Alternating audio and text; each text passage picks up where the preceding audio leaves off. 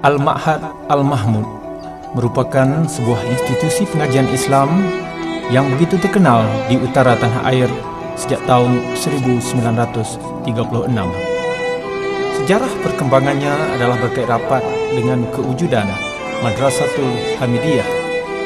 Ini adalah kerana kewujudan Al-Ma'had Al-Mahmud merupakan kesinambungan daripada Madrasah Hamidiyah Jalan Limbung Kapal. Disebabkan asas perkembangan agama Islam di negeri Kedah bermula di istana, maka tidaklah merupakan satu perkara yang aneh jika kita dapati kebanyakan daripada raja-raja memainkan peranan penting mengembangkan agama Islam. Di istana, tiap-tiap seorang putera-puteri, terutamanya bakal pengganti raja, diasuh dan dididik dengan bersungguh-sungguh dalam hal-hal agama. Berikutan dari itulah, sejarah mencatatkan raja-raja yang memerintah negeri Kedah tergolong sebagai raja yang alim dan warak. Contohnya, ke bawah Duli Yang Maha Mulia Almarhum Sultan Ahmad Tajuddin Mukarram Shah 1854 hingga 1879, ke bawah Duli Yang Maha Mulia Almarhum Sultan Abdul Hamid Halim Shah 1881 hingga 1943, Yang Teramat Mulia Tengku Mahmud Regent, dan ke bawah Duli Yang Maha Mulia Almarhum Sultan Badli Shah. Di Kedah, ajaran agama Islam telah berkembang dengan pesatnya pada masa pemerintahan ke bawah Duli Yang Maha Mulia Almarhum Sultan Abdul Hamid Halim Shah. Pada masa kegemilangan inilah munculnya seorang tokoh agama yang terkenal, iaitu Haji Wan Sulaiman bin Wan Sidik, seorang guru agama diraja yang amat terkenal. Beliau kemudiannya telah menjadi seorang Syekhul Islam kerajaan negeri Kedah dan bersungguh-sungguh dalam perkembangkan ajaran agama Islam di negeri ini. Pada tahun 1920, beliau telah berusaha mendirikan sebuah madrasah di Jalan Limbung Kapal untuk memajukan pelajaran agama Islam.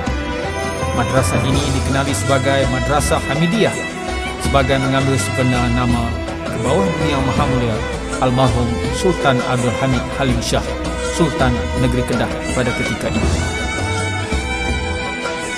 Madrasah ini lebih popular dengan panggilan Madrasah Pak Wan Sulaiman atau Sekolah Arab Limbung Kapal. Sebenarnya madrasah ini ialah rumah wakaf yang didirikan oleh Haji Wan Sulaiman Wan Sidik khusus untuk bakal haji singgah atau bermalam sebelum bertolak ke Pulau Pinang untuk menuju ke Mekah. Dalam jangka masa 16 tahun selepas diasaskan, madrasah ini telah menunjukkan satu kejayaan yang cemerlang, terutamanya dalam usaha memberi pelajaran agama dan bahasa Arab. Kejayaan yang dicapai oleh pihak madrasah ini telah mendorong kemasukan lebih ramai penuntut ke madrasah ini. Akhirnya, madrasah ini telah menjadi tumpuan istimewa penuntut dari utara Semenanjung. Dari madrasah ini jugalah telah muncul beberapa orang tokoh agama, qadhi dan guru agama yang terkenal di Kedah. Pada peringkat awal, pengajian yang disediakan hanya sampai ke darjah 5 sahaja. Usaha-usaha memajukan madrasah ini dijalankan dengan lebih giat lagi oleh Yang Teramat Mulia Almarhum Tengku Mahmud ibni Almarhum Sultan Ahmad Tajuddin Mukarram Shah yang ketika itu menjadi pemangku atau Regent Kedah. Baginda merupakan salah seorang yang menitik beratkan atau mengambil perhatian terhadap perkembangan Madrasah Hamidiyah ini. Beberapa usaha telah dijalankan bagi memajukan pelajaran agama Islam dan bahasa Arab ke peringkat yang lebih tinggi. Disebabkan oleh minat dan perhatian baginda yang mendalam terhadap perkembangan madrasah ini, maka baginda telah merancang untuk mendirikan sebuah sekolah yang lebih baik atau sempurna. Semasa menghadiri satu majlis di Madrasah Hamidiyah, baginda pernah bertitah, amat tidak munasabah tempat ini. Beta akan cari jalan untuk memindahkan sekolah ini pada sekolah lain. Selagi ada umur beta berjanji akan mendirikan sebuah sekolah agama. Ini terbukti apabila sebuah sekolah didirikan di Simpang Kuala Alostar, kira-kira 3 km dari Pekan Alostar sekarang ini, pada tahun 1355 Hijrah bersamaan dengan 1936 Masihi. sekolah inilah yang dikenali sebagai Al-Mahadil Mahmud atau Maktab Mahmud, mengambil sebenar nama yang teramat mulia almarhum Tengku Mahmud.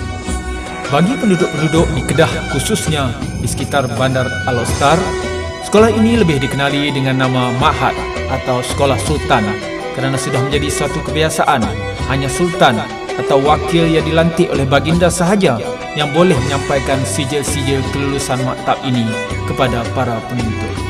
Sepanjang tempoh tersebut, iaitu mulai dari tahun 1936 sehingga kini, Maktab Mahmud telah berkembang kepada 12 sekolah dan berdiri teguh sebagai sebuah institusi pendidikan agama yang unggul kerana berjaya mengasuh, mendidik dan melahirkan pelajar yang mempunyai budi pekerti mulia, bijaksana serta mampu mendepani pelbagai cabaran sejagat. Lahirnya para ilmuwan agama dari Maktab Mahmud telah menyebar luas ilmu Allah Subhanahu Wa Taala ke seluruh pelosok tanah air.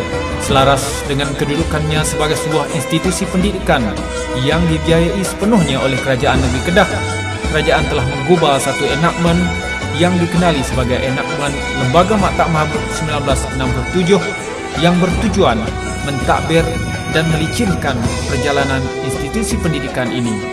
Di bawah enakmen inilah Lembaga Maktab Mahmud ditubuhkan, di mana ia berperanan mentadbir dan mengurus perjalanan sekolah-sekolah Maktab Mahmud di negeri Kedah. Daulat Tuan.